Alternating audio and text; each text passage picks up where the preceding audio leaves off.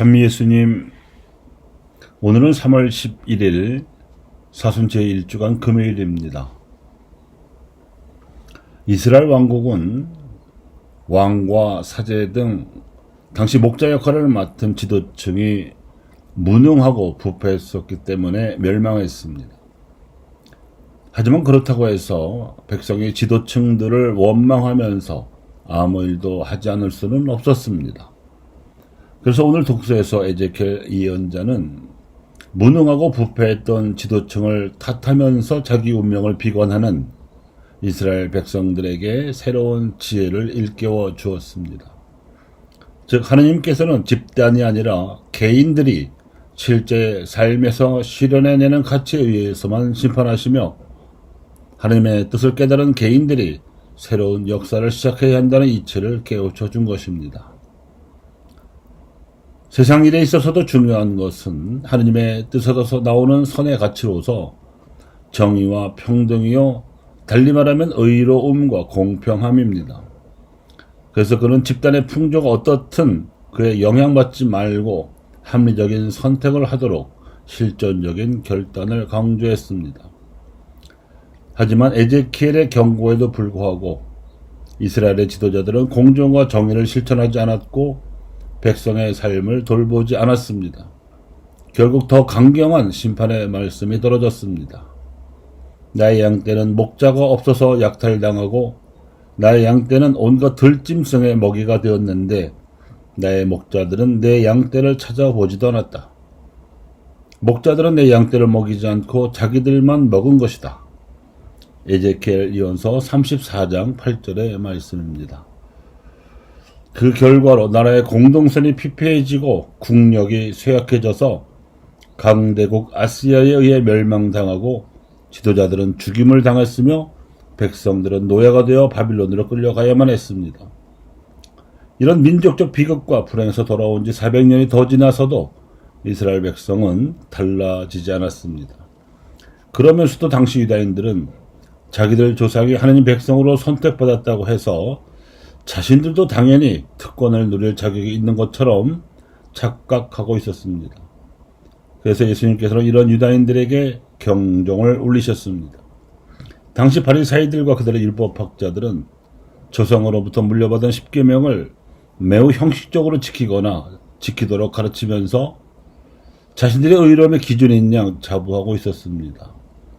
그래서 예수님께서는 대단히 위선적인 바리사이들의 이 처신에 대해 아주 신랄하게 비판하시면서 제자들에게 그들을 본받지 말라고 당부하셨습니다.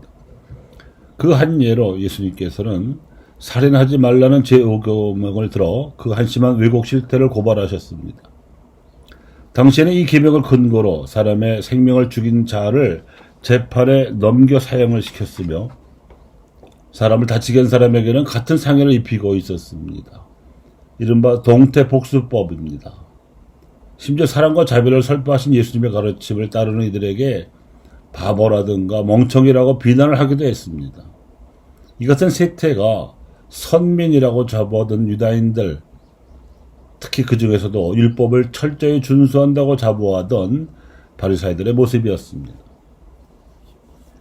그래서 예수님께서는 이런 위선자들보다 더 의로워야 한다고 제자들에게 당부하셨습니다. 악인들이야 자신들이 저지른 악행으로 인해 심판받겠지만 어쩔 수 없이 그 악에 물들게 된 죄인들이라도 회개하고 돌아설 수 있으려면 그들에게 감화를 줄 만한 모범이 절실하게 필요했습니다.